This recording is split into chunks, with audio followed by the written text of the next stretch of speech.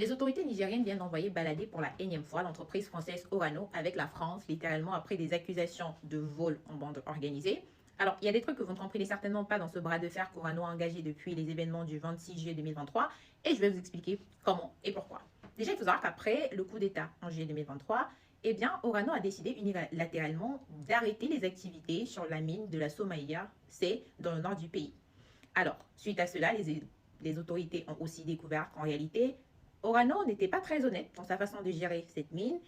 Les accords prévoyaient 63% pour Orano et 36,6% pour l'État nigérien. Sauf que Orano se taillait la part du lion avec 86% des parts, donc plus de 86% des parts, et le gouvernement nigérien juste quelques 9,2%. Ce qui est déséquilibré, on est d'accord.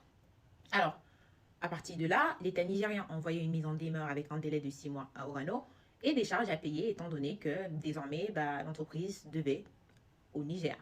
Sauf que Orano a littéralement envoyé balader l'État nigérien. 6 mois après, le Niger a décidé de nationalité sa mine de Somaïa. Donc maintenant, la mine appartient au Niger. Et il y a de cela quelques semaines, donc un mois, le Niger décide de mettre en vente l'uranium sur ce site-là, sur le marché international, et Orano commence à s'agiter dans tous les sens.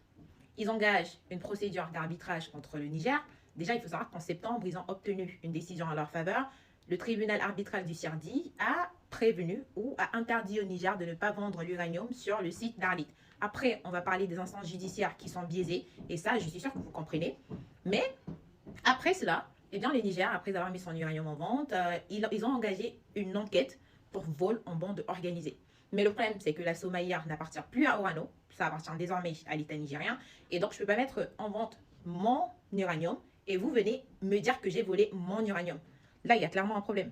Donc, c'est ce tout petit détail-là que vous n'avez peut-être pas compris dans ce qui se passe entre Orano et l'État nigérien, et j'espère qu'à travers cette vidéo, que vous seriez un peu édifiés. Et dites-moi vous dans les commentaires ce que vous en pensez.